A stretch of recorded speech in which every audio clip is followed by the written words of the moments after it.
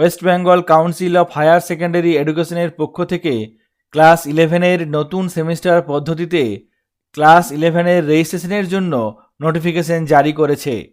গত 10ই জুন থেকে class 11-এর registration প্রক্রিয়া অনলাইন মাধ্যমে শুরু হয়ে গেছে এবং এই অনলাইন রেজিস্ট্রেশন প্রক্রিয়া চলবে আগামী 30শে জুন পর্যন্ত। রেজিস্ট্রেশন প্রক্রিয়া সম্পূর্ণরূপে অনলাইন মাধ্যমে করতে হবে। বিভিন্ন ডেটা এন্ট্রি করে এবং সেই সংক্রান্ত বিভিন্ন তথ্য অর্থাৎ ডকুমেন্টস আপলোড করতে হবে। বিভিন্ন ছাত্রছাত্রীদের ডেটা অর্থাৎ তথ্য অনলাইন মাধ্যমে এন্ট্রি করার আগে আমরা যদি একটি নির্দিষ্ট ফরম্যাটের মাধ্যমে তথ্যগুলো হাতের কাছে করে নিই, সেক্ষেত্রে আমাদের ডেটা এন্ট্রি করতে অনেকটাই সুবিধা হবে। ক্লাস 11-এর অনলাইন রেজিস্ট্রেশন করার জন্য তথ্য সংগ্রহের ক্ষেত্রে একটি ডেটা ফরম্যাট আমি বানিয়েছি, সেই ফরম্যাটটি আপনাদের সঙ্গে শেয়ার করব।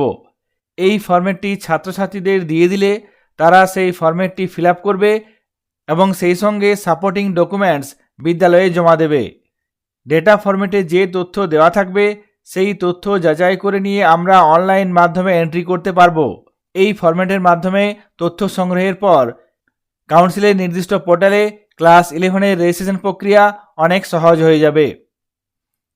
এখানে দেখুন ক্লাস 11 রেজিস্ট্রেশন ডেটা ফরম্যাট, এখানে দেওয়া আছে সমস্ত তথ্যগুলো।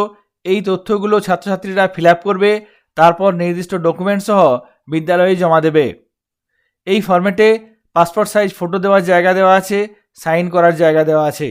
সেই সঙ্গে ক্লাস 11-এর রোল নাম্বার, নাম, আধার নম্বর, caste, father's name, guardian's name, nationality, blood group, সেই সঙ্গে সঙ্গে কোন স্ট্রিম সেটা দেওয়া আছে, mobile number, date of birth, gender, PWD বা সিডব্লিউএসএন থাকলে সেক্ষেত্রে এখানে, তারপর mother's name, relationship with guardian এবং রিলিজিয়ান। এই তথ্যগুলো দেওয়ার জন্য সুন্দর এখানে বক্স করে দেওয়া হয়েছে। তারপর নিচে পার্মানেন্ট অ্যাড্রেস এবং প্রেজেন্ট অ্যাড্রেস লেখার জন্য বক্স দেওয়া হয়েছে।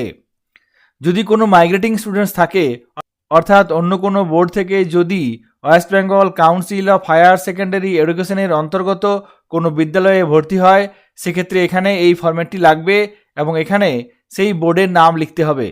সেই সঙ্গে সঙ্গে ল্যাঙ্গুয়েজ 1 কী ছিল এবং ল্যাঙ্গুয়েজ 2 কী ছিল সেটিও লিখতে হবে। তারপর এখানে একটি তথ্য লেখার জায়গা দেওয়া হয়েছে, যেক্ষেত্রে মার্কস অবটেন্ড ইন মাধ্যমিক এক্সামিনেশান। এক্ষেত্রে mathematics, physical science, life science, geography এই সাবজেক্টগুলির নম্বর লিখতে হবে। তারপর এখানে রোল নাম্বার, মাধ্যমিকের রোল নাম্বার কত ছিল সেটি লিখতে হবে এবং ইয়ার অফ পাসিং, কত সালে মাধ্যমিক পাস করেছে সেটি এখানে লিখতে হবে।